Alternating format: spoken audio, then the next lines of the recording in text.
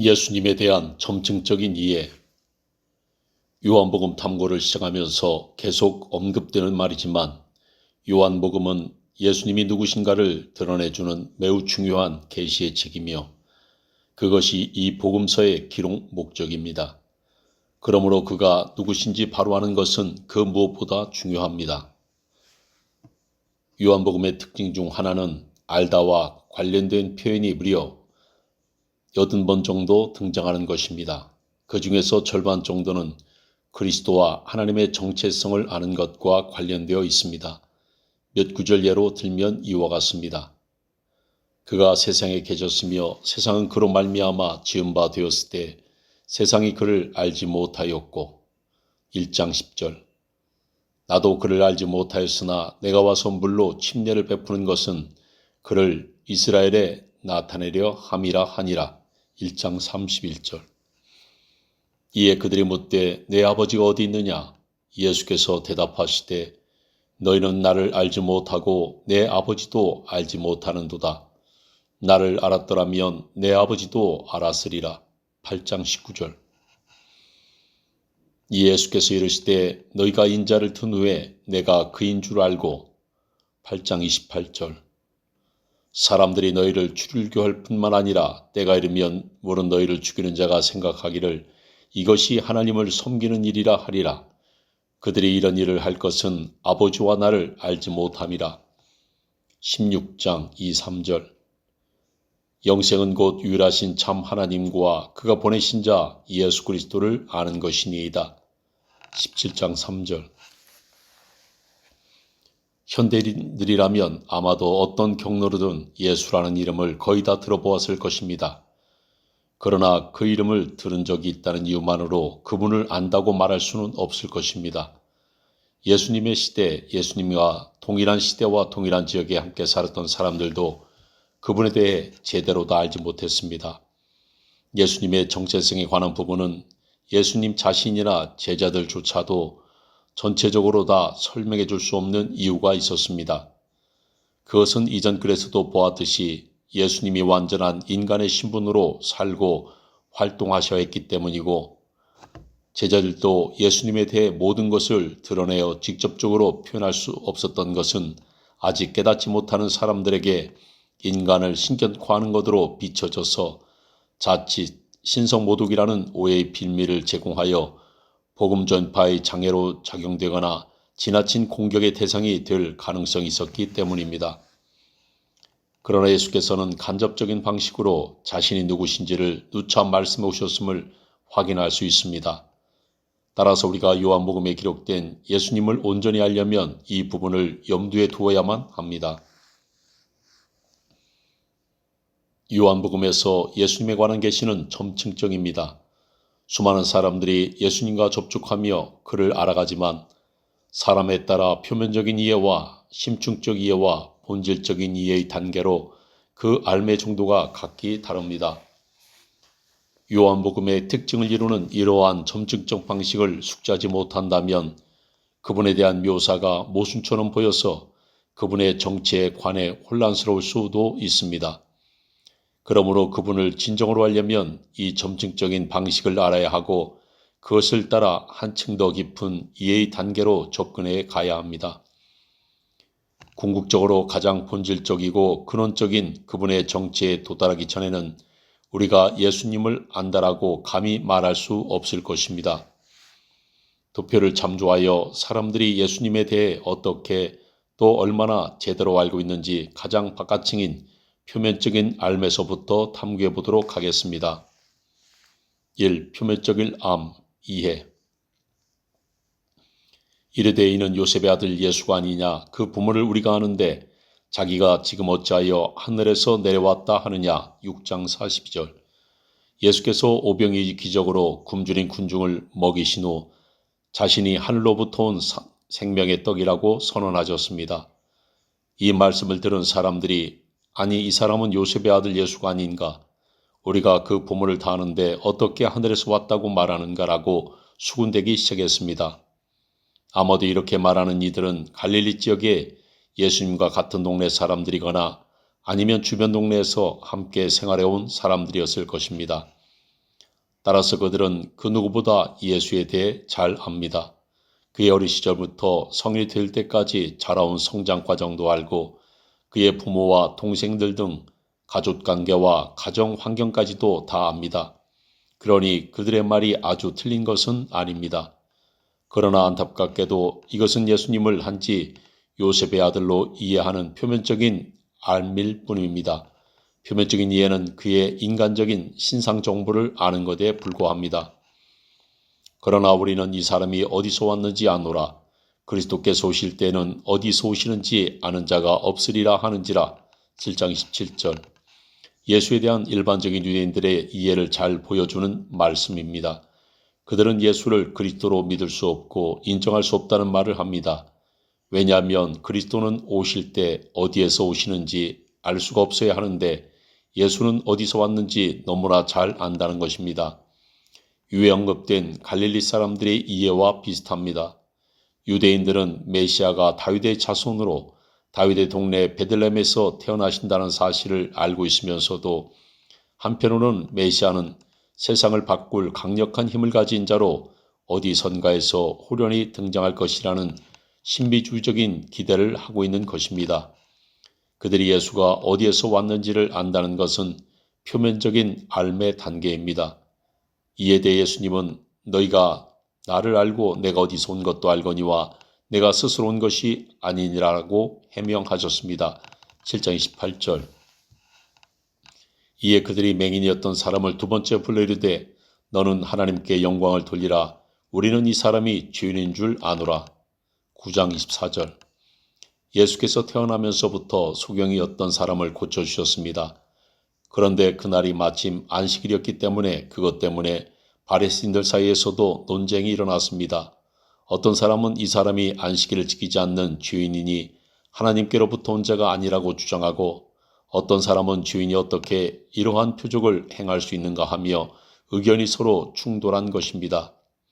결국 예수를 안식일을 범한 자로 몰아가는 바리새인들은 고침받은 맹인의 부모와 당사자를 소환하여 다시 추궁하면서 우리는 이 사람이 죄인인 줄 안다라고 결론 짓습니다. 결국 그들이 아는 예수는 단순히 안식일을 범한 인간인 것입니다.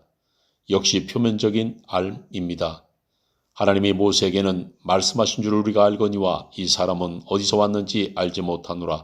9장 29절. 모세는 하나님께서 보내셨다는 사실을 알지만 이 사람이 어디서 왔는지 알 수 없다는 말은 예수께서 하나님께로부터 왔다는 것을 인정할 수 없다는 것입니다.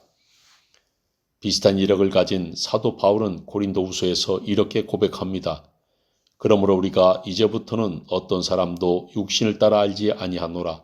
비록 우리가 그리스도도 육신을 따라 알았으나 이제부터는 그같이 알지 아니하노라. 고린도후서 5장 16절. 바리새인이었던 사울도 이전엔 예수를 표면적으로 육신적으로만 알았습니다. 그리고 당시에는 여기 등장하는 바리새인들처럼 예수를 오해하여 율법을 어기고 백성을 미혹하는 자로서 마땅히 죽어야 할 중죄인으로 여겼던 것입니다. 그래서 그를 추종하는 제자들을 잡아들이고 죽이기까지 한 것입니다. 표면적 알면 이처럼 위험합니다. 이 심축종 암 얕은 단계. 그가 밤에 예수께 와서 이르되 랍비 우리가 당신은 하나님께로 오신 선생인 줄 아나이다. 하나님이 함께 하시지 아니하시면 당신 행하시는 이 표적을 아무도 할 수 없음이니이다. 3장 2절. 예수께서 공생의 첫 유월절에 예루살렘에 올라가셔서 성전에서 환전상들과 희생제물로 드릴 동물을 판매하는 자들을 쫓아내신 후 밤중에 니고데모가 예수님을 찾아와 하는 인사말입니다. 나름대로 예를 갖춘 표현입니다. 그가 예수를 아는 정도는 하나님께로부터 온 선생이라는 것입니다. 그래도 표면적인 암보다는 진리를 보한 사람인 것입니다. 여자가 이르되 주여 내가 보니 선지자로소이다. 4장 19절. 그 사람들이 예수께서 행하신 이 표적을 보고 말하되 이는 참으로 세상에 오실 그 선지자라 하더라. 6장 14절. 이에 맹인이 되었던 자에게 다시 묻되 그 사람이 내 눈을 뜨게 하였으니 너는 그를 어떠한 사람이라 하느냐.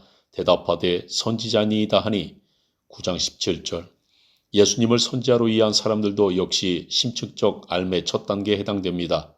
예수께서 사마리아 우물가에서 만난 여인도 처음엔 예수님을 선자로 이해했습니다. 4장 19절.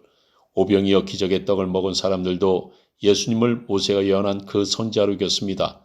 6장 14절.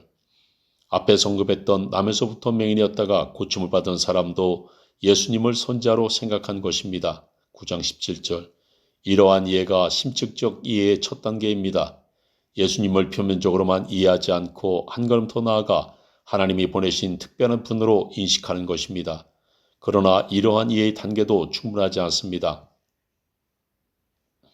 3. 심층적 암, 깊은 단계. 이 단계는 예수를 메시아 그리스도로 하나님의 아들로 아는 것입니다. 그가 먼저 자기 형제 시몬을 찾아 말하되 우리가 메시아를 만났다 하고 메시아는 번역하면 그리스도라. 1장 41절. 안드레가 베드로를 만나서 하는 말입니다. 예수를 메시아로 하는 것은 한층 더 깊은 이해의 단계로 들어선 것입니다. 빌립의 소개로 예수님을 만난 다니엘은 예수님을 하나님의 아들로 고백했습니다. 나다나엘이 대답하되 라비어 당신은 하나님의 아들이시오 당신은 이스라엘의 임금이로소이다. 1장 49절. 사마리아 여자는 처음엔 예수님을 선지자라고 했다가 이후에 동네가 들어가서 사람들에게는 예수님을 그리스도로 소개하면서 와서 만나보라고 합니다. 내가 행한 모든 일을 내게 말한 사람을 와서 보라. 이는 그리스도가 아니냐 하니 4장 29절. 죽었다가 살아난 나사로의 누이 마르다도 예수님을 그리스도라고 고백했습니다. 이르되 주여 그라오이다 주는 그리스도시요 세상에 오시는 하나님의 아들이신 줄 내가 믿나이다. 11장 17절. 사도 요한이 이 복음서를 기록하면서 그 기록 목적을 예수가 바로 그 하나님의 아들 그리스도임을 믿게 하기 위함이라고 말했습니다. 오직 이것을 기록하면 너희로 예수께서 하나님의 아들 그리스도심을 믿게 하려 함이요 또 너희를 믿고 그 이름을 힘입어 생명을 얻게 하려 함이니라. 20장 31절. 예수님이 그리스도임을 알고 또 그가 하나님의 아들이라는 사실을 아는 것은 예수님의 정체성에 상당히 많이 접근한 것입니다. 그러나 그리스도나 하나님의 아들이라는 개념도 모든 사람들이 완전히 통일된 생각을 가진 것은 아니었습니다. 어떤 이들은 메시아나 하나님의 아들을 세상의 구원을 위해 하나님의 영으로 기름 부음 받은 특별한 사람 정도로 알거나 혹은 천사처럼 피조된 신적 존재로 여기는 이들도 있습니다. 그러므로 이 단계만으로 예수를 충분히 알았다고 할 수는 없는 것입니다. 예수께서는 자신을 하나님의 아들이라는 것까지는 드러내어 말씀하셨지만 그보다 더 깊은 본질적이고 근원적인 부분은 간접적으로만 말씀하셨습니다. 4. 본질적 근원적인 암.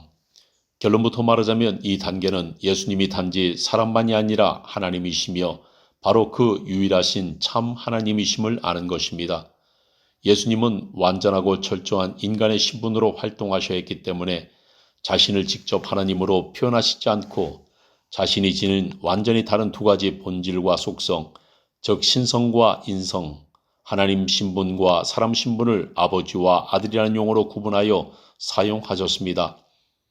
사람의 신분으로 말씀하셔야 했기 때문에 아버지께서 나를 보내셨다고 표현하시거나 때론 사람으로서 당연히 해야 하는 하나님께 기도나 하나님을 경외함 등을 나타내 보이셨지만 한편으로는 자신이 바로 그 하나님이시며 아버지 자신임을 간접적으로 누누이 강조하셨습니다. 그러면서 나와 아버지는 하나라고 선언하시는 것입니다. 내가 바로 그 하나님이다라고 직접적으로 말씀하시는 것이 말하는 자도 쉽고 듣는 자도 이해하기 쉽습니다. 그러나 사람으로 오신 그분은 그렇게 직접적으로 표현할 수 없기 때문에 감접적일 수밖에 없고 그 간접적 표현 방식은 말하는 이도 쉽지 않고 듣는 자도 이해하기가 어렵습니다. 앞선 글 예수님의 자기 증언에서도 언급했던 부분이지만 이 대목이 바로 예수님의 진짜 정체성을 이해하는 본질적이고 근원적인 알매 부분입니다. 예수께서 아버지를 언급하니까 바리새인들이 내 아버지가 어디 있느냐라고 따져 묻습니다. 이에 그들이 묻되 내 아버지가 어디 있느냐? 예수께서 대답하시되 너희는 나를 알지 못하고 내 아버지도 알지 못하는도다. 나를 알았더라면 내 아버지도 알았으리라. 8장 19절. 예수님은 내 아버지가 어디 있냐는 그들의 질문에 너희는 나를 알지 못하고 내 아버지도 알지 못한다. 나를 낳았더라면 내 아버지도 알았을 것이더라고 모호한 답변을 하십니다. 그러나 이것은 대단히 의미심장한 대답입니다. 이후 예수께서 하셨던 이 말을 제자들 앞에서 하신 적이 있습니다. 이것은 공생의 사역의 끝부분이고 죽음을 앞둔 시점입니다. 너희가 나를 알았더라면 내 아버지도 알았으리로다. 이제부터 너희가 그를 알았고 또 보았느니라. 14장 7절. 이전에 바리새인들에게 하셨던 말씀에 이제부터는 너희가 그를 알았고 또 보았느니라는 내용을 덧붙인 것입니다. 이에 제자 빌립이 주여 아버지를 우리에게 보여주소서 그리하면 좋겠습니다라고 아버지를 보여달라고 요청합니다. 14장 8절. 빌립은 일찍부터 예수를 그리스도로 깊이 있게 이해했던 인물입니다. 그런데 그의 요구 내용으로 볼 때 이 시점까지 그도 아직 예수님에 대한 본질적인 근원적인 알매 단계에 이르지 못하였음을 알 수 있습니다. 생각컨대 다른 제자들도 예수님이 죽음에서 부활하시기 전까지는 거의 비슷한 이해의 수준이었을 것입니다. 이에 대한 예수님의 답변은 다소 책망조이며 대단히 도전적입니다. 예수께서 이르시되 빌립아 내가 이렇게 오래 너희와 함께 있을 때 내가 나를 알지 못하느냐 나를 본 자는 아버지를 보았거늘 어찌하여 아버지를 보이라 하느냐 14장 9절.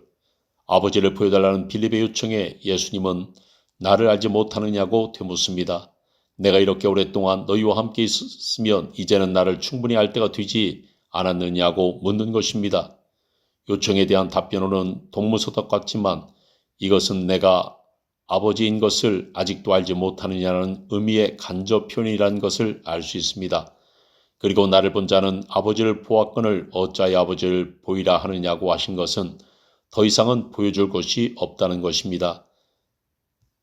내가 그인데 I am he, I am that I am 무엇을 누구를 더 보여달라는 말이냐는 것입니다. 예수를 바로 안다는 것은 아버지와 아들에 관하여 바로 안다는 것입니다. 그 말은 예수가 하나님의 신분으로서는 아버지이며 사람으로서는 아들이라는 것을 아는 것입니다. 그래서 하나님 아들이란 성경적 이해는 천사처럼 비조된 신적 존재나 별도로 존재하는 아들 하나님이 아니라 인간의 몸을 입고 오신 그 하나님을 의미하는 것입니다. 두 분의 하나님이나 세 분의 하나님이 아니라 오직 한 분의 하나님이 사람의 아들로 활동하고 계신 것입니다.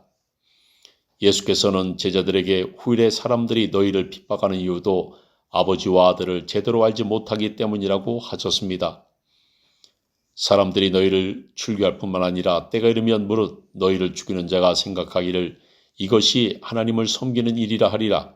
그들이 이런 일을 할 것은 아버지와 나를 알지 못함이라. 16장 2절. 정리하자면 아버지와 아들을 바로 안다는 것은 아버지와 아들이 예수라는 인물 안에서 하나라는 것을 이해하는 것입니다.